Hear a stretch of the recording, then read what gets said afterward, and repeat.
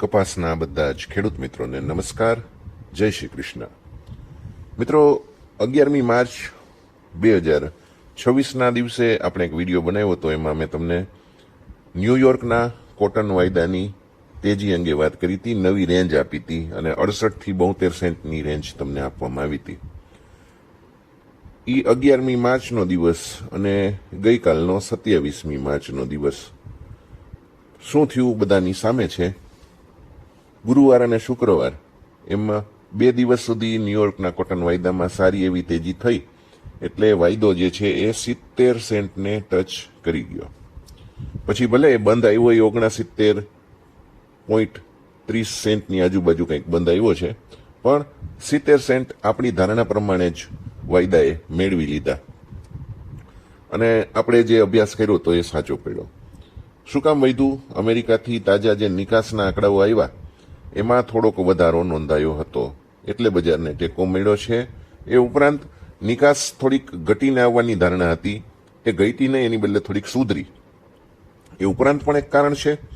એ કારણ એવું છે કે અમેરિકાની અંદર ખાસ કરીને વાવેતરનો પીરિયડ હવે આવતા મહિનાથી ધીરે ધીરે શરૂ થવાનો છે અને એમાં વાવેતર ઘટે એવી શક્યતા દેખાવા માંડી, એટલા માટે પણ તેજી છે. શું કામ ઘટશે એવી વાત છે એ આગળથી તમને કહું છું, પણ નિકાસના જે સોદા થયા એમાં વિયેટનામ અને પાકિસ્તાન વધારે વેગથી રૂની ખરીદી કરતા હોય એવું દેખાણું, એટલે પણ તેજીને વેગ મળ્યો. ઈરાન યુદ્ધે અત્યારે યુએસના ખેડૂતોના વાવેતરના ખાસ કરીને ઈરાદાને ખોરવી નાખ્યા છે. એટલે કે અમેરિકન ખેડૂતો જે છે એ પણ વાવેતર કરવા ઈચ્છતા નથી અથવા તો ઓછું વાવેતર કરે છે. મકાઈના વાવેતર શરૂ થઈ ગયા હતા અને અત્યારે વાવેતર જે છે મકાઈના ઓછા થઈ રહ્યા છે. અને ઘઉંનું વાવેતર પણ જે અત્યારે વિન્ટર વીટ કહેવાય જ્યાં, એ 1970 પછીના સૌથી તળિયાના લેવલે છે, કારણ કે ખાતર અને બળતણના ભાવ ઘણા વધી ગયા છે. જેમાં આપણે ત્યાં પણ ઉર્જા એટલે કે પેટ્રોલિયમ, ડીઝલ, આ તે બધું ગેસ, એના ભાવ વધ્યા, એને અછત પણ છે. એટલે એવી જ રીતે એ એકમોને ખાતરની પણ તકલીફ છે, એટલે ખાતર એકમોને ગેસ નથી મળતો. એટલે બધી જગ્યાએ અત્યારે સમસ્યા છે મધ્ય પૂર્વના યુદ્ધને લીધે. બીજી બાજુ મકાઈ અને ઘઉંના નીચા ભાવ પણ નફાના અંદાજને ધૂંધળા કરી રહ્યા છે, એટલા માટે પણ વાવેતર ઘટ્યા છે. તો આવું જ ખાસ કરીને કપાસમાં પણ અમેરિકામાં બની શકે છે એવું માનવામાં આવે છે. મંગળવારે યુએસ સરકારના અહેવાલમાં વિશ્લેષકોએ આવી વાત કરેલી હતી, એ તમને ખાસ કહી દઉં. સોયાબીનના વાવેતરમાં અમેરિકાની અંદર વધારો થવાની ધારણા છે, કારણ કે કેટલાક ખેડૂતોએ મકાઈ અને ઘઉં વાવવાનું ઓછું કર્યું છે, જેમાં વધુ મોંઘા ખાતરની જરૂર પડે છે એવું ખેડૂતોએ જણાવ્યું હતું. ઘઉં અને મકાઈ બંને ખાતરવાળા પાક છે, ખાતર વધુ જોઈએ એવા પાક છે. અમેરિકાના ખેડૂતો એવું કહે છે. એટલે કે અમેરિકાના ખેડૂતો કપાસ કેટલો વાવે એની વાત કરીએ તો કપાસનું વાવેતર 90 લાખ એકરમાં થઈ શકે છે. એમાં પણ લગભગ 5-7% ઘટાડો અત્યારે ધારવામાં આવે છે. આગળ જતા હજુ પણ પાક વાવવાના ઈરાદા ખેડૂતોના કેવા છે, એના રિપોર્ટ આવવાના છે, એનાથી વધારે સ્પષ્ટ થશે. અત્યારે એવું એટલા માટે લાગે છે કે જે ટેક્સાસ વિસ્તાર છે, જે અમેરિકાનો 50% જેટલો કપાસ બનાવે છે, ત્યાં હાલની સ્થિતિ બહુ ખરાબ છે. બહુ સૂકો વિસ્તાર છે અને ત્યાં દુષ્કાળની પરિસ્થિતિ છે. 98% વિસ્તાર જે ટેક્સાસની અંદર છે એમાં દુષ્કાળ છે, ડ્રોટ છે. ડ્રો એટલે દુષ્કાળ. ખેડૂતો એવું કહે છે કે પ્લાન્ટિંગ પહેલા વરસાદ ખૂબ જરૂરી છે. વાવેતર થાય એ પહેલા વરસાદ ન પડે તો વાવેતર ઉપર ગંભીર અસર પડશે. વાવેતર સામાન્ય રીતે એપ્રિલ-મેમાં શરૂ થતું હોય છે અને એના આંકડાઓ આવશે એટલે હું તમારી સમક્ષ રજૂ કરતો રહીશ. વાત કરીએ આપણે આપણી ગુજરાતની. ગુજરાતમાં માર્ચ અંતની રજાઓ ચાલી રહી છે અને શનિવાર, રવિવાર, સોમવાર અને મંગળવાર 4 દિવસ હવે સાવ બંધ રહેશે. કપાસની આવકો તો યાર્ડની અંદર બંધ જ છે, છતાં રાજકોટ યાર્ડ ચાલુ છે.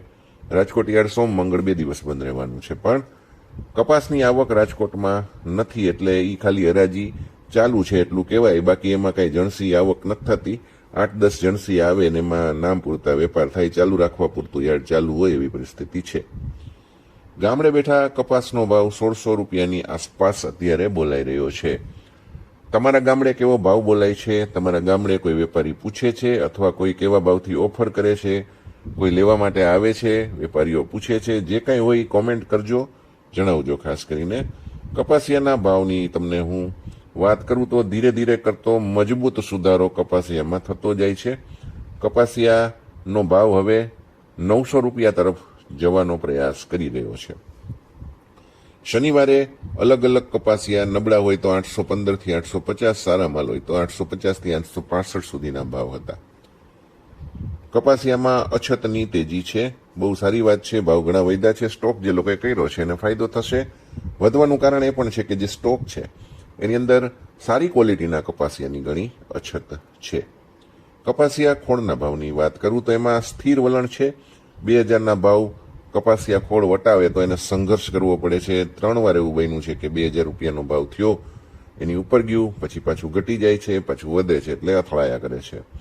ખોળનો ભાવ 1890 થી 1990ની આસપાસ ચાલી રહ્યો છે. શંકર રૂની ગાંસડીની વાત કરીએ તો એની અંદર 56,300, 56,500 રૂપિયાના ભાવ ચાલી રહ્યો છે.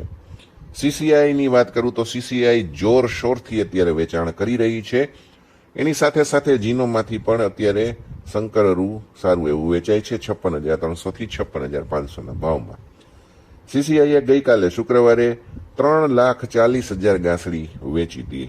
અને આખા દેશની અંદર હું તમને વાત કરું તો રૂની આવક જે છે એ પણ ઘણી ઘટી ગઈ છે. 45,000 થી 48,000 ગાંસડીના સોદા થયા હતા, વેપાર થયા હતા. હાજર બજારમાં જે ભાવ ચાલે છે શંકર ગાંસડીનો એના કરતાં સીસીઆઈનું રૂ છે એ 1000 થી લઈને 1200 રૂપિયા મોંઘું છે, છતાં ખપે છે. એનું કારણ યાન મિલોની ઘરાકી છે અને યાનની નિકાસ છે. ટેક્સટાઇલની પણ અત્યારે ડિમાન્ડ સારી છે, એટલે રૂમાં ખપત છે. સીસીઆઈએ એવું માનવામાં આવે છે કે લગભગ 35 લાખ ગાંસડી ઉપરનો માલ કે એનાથી પણ વધારે ઘણો માલ વેચી નાખ્યો છે. જૂનો માલ પણ લગભગ 2 લાખ ગાંસડી જેવો હતો, એ વેચાઈ ગયો છે. કદાચ હવે એવું બનશે કે નવો જે આંકડો આવશે 40-45 લાખ ગાંસડી સુધીનો આવી શકે છે.